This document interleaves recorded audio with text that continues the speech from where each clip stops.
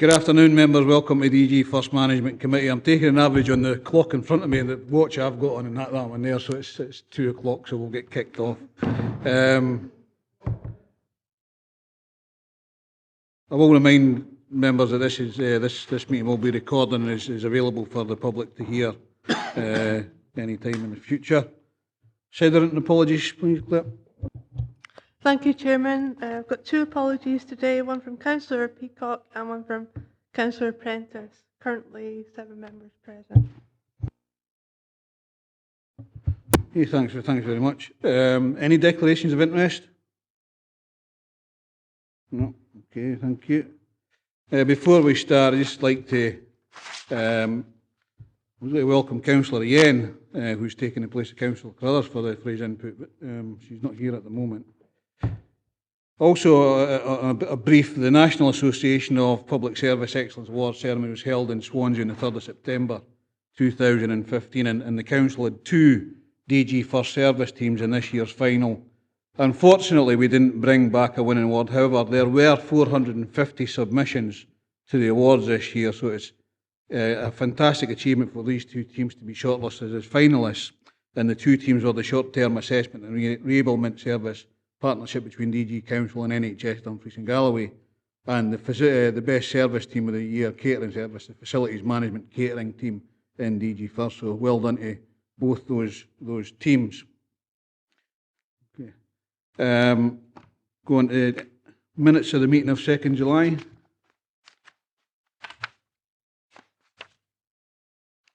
We're happy with those? Okay.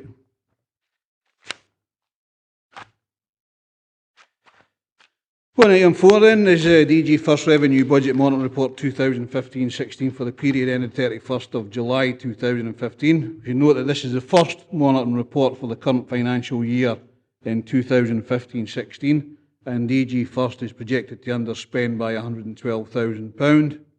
Key issues are discussed at paragraphs 3.3 to 3.10. The department's overtime is discussed in paragraph 3.12 and appendix 2. And overall agreed savings targets, if you see paragraph 3.13 and appendix 3 for that. Bill, have you got anything to add to that? No, thanks, Chair, but as always, happy to take questions. Members, any questions? Alistair? Thank you, Chair. Couldn't find the button, sorry. Paragraph 3.7, the comment on school meals service. I understand the reasons for the explanation for the underspend. I'm tempted to say, have you been overfunded by Scottish Government, or generous Scottish Government? I'm sure that is the case. Perhaps it's the case. But anyway, the paragraph starting non-school catering outlets are forecast to return a deficit of 20,000. Is this us anticipating what the next quarter will be? Is that? I've got another question beyond that, if you'll indulge me, if Bill could help me there. That's the current forecast of the year's deficit.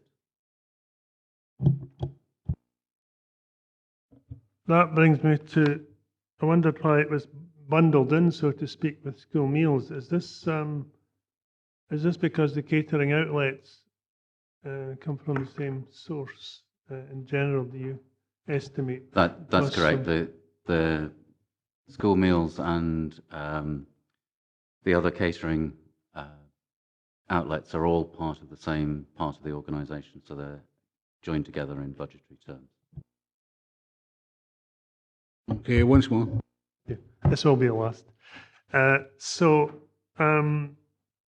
As we deliver from school kitchens, I know we deliver from, some schools don't have school kitchens and it's delivered from one kitchen. Do we still do deliveries to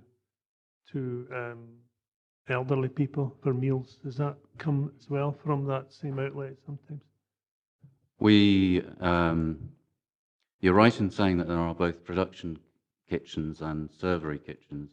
So, for example, Carlside Primary School serves 3 other smaller schools with food. The Meals on Wheels service, we do all the catering from that. not necessarily from school kitchens. For example, the kitchen in Cargan Towers is also used for Meals on Wheels. Thank you, Ivor. Chair, it's the waste collection service with 57,000 overspend, which I think we usually have an overspend in there every year. But it was just reading the paragraph 3.6, following the same approach as last year, it is assumed that the additional costs associated, etc. Can I assume from that that we haven't spoken to them yet?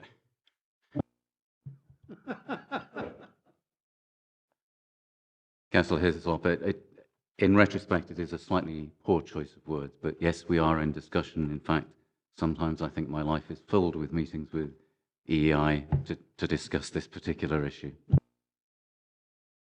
I think it might be, prudent at this point to say that the wider waste collection service is going to be discussed at EEI committee in the very near future for the obvious reasons that we're discussing at the moment. Stephen? Thank you, Chair. It's just on 3.8 and 3.9 where it's touching on the underspends being related to staff vacancies. So rather than sort of deletion of posts, as it were. So I'm just wondering what action or where are we in terms of progressing the filling of these vacancies? For the grounds maintenance staff, the recruitment is underway, and for the community safety posts, one post is in recruitment and one has just started recruitment.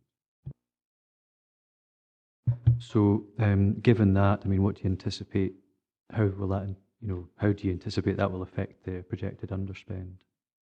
The projected figures are inclusive of that recruitment.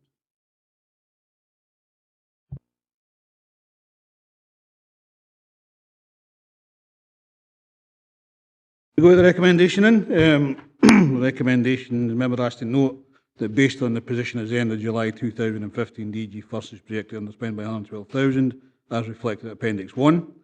And 2.2, progress against the delivery of the agreed savings applied to the 2015-16 DGFirst budget as detailed in Appendix 2. Yeah. Thank you. Then move on to item number 5, the DGFirst Trading Operations Monthly Report for 2015-16 for the period ended 31st of July. As with the last report, you should know that this is the first monitoring report of the DGFirst Trading Operations for financial year 2015-16. And DGFirst Trading Operations are currently predicting a deficit of about 28,500 quid. The key issues are discussed at paragraph 3.3 3.8 with an overtime analysis given in Appendix 2. And unfortunately, as shown in paragraph 3.5, the road service continues to predict a significant deficit. However, building maintenance and vehicle maintenance services are predicting healthy surpluses. Bill, have you got anything to add to that? I think the only point I would make is that we're working very hard, both across the department and within the road service, to bring that deficit down significantly. Thank you, Chair. Members? Stephen? Thank you. Yeah, I suppose it's just the obvious question about why do we need 5.1% overtime to generate a loss? Sorry, deficit.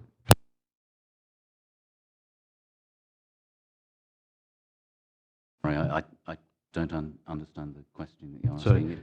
Sorry. Okay. So we have in 3.8, there's overtime accounts for 5.1% of DGFirst trading operations staff costs. If that's helpful.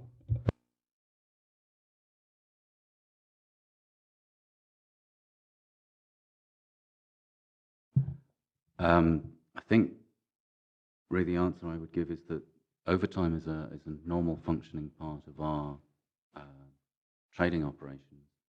There are a number of reasons for that overtime. For example, in the roads trading account, there is overtime because of winter service operations. It's overtime arising from call-outs to road traffic collisions and the like. So that is really a normal percentage of our work. David? Well, English not being my first language, could you clarify how you can say that the gross surplus is the amount of external income less those costs that would not be incurred if the external trading had not been in place. So surely you wouldn't have got that income anyway, so you'd been closer to a loss.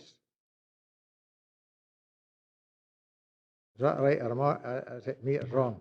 It possibly is, but I don't understand why you can take the profit from external sources, but no include the costs you incur because you're taking on that work. Caroline, do you want to?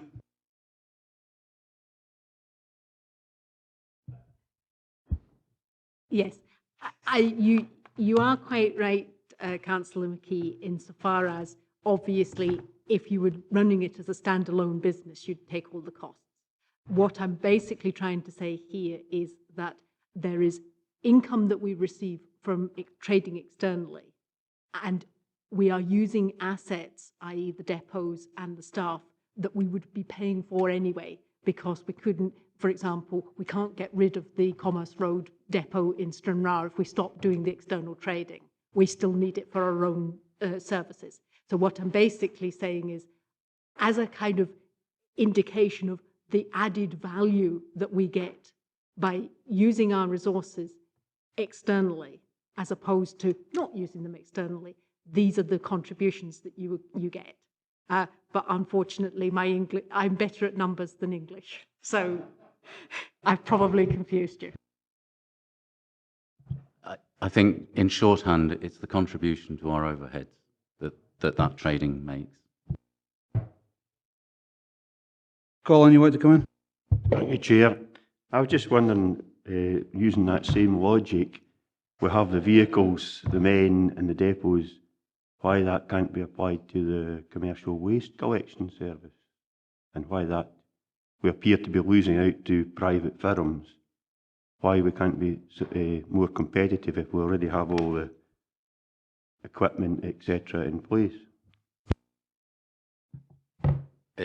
You make a very good point, but I think you may have misunderstood the situation with the waste. For the waste collection service, our commercial service is integrated into the normal collection service. The overspend in waste has arisen from two reasons. One, because we've lost customers to the commercial market who are charging less than we can afford to charge, but also because we've had increased costs in the Far West. Colin? Yeah, I understand about the increased cost in the Far West, but what I'm trying to find out is why the private sector are so much more competitive in a standalone commercial waste sector.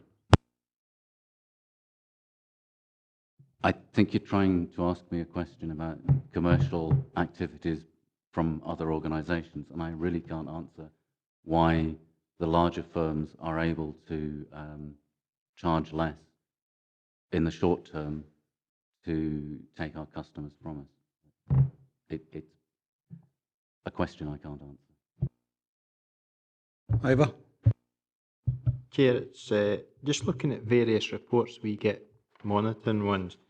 We have a 29,000 deficit here, yet other committees are using terminology of measures to be identified so that they have a break even. Why is it we have the deficit whereas other committees are using different form of wording?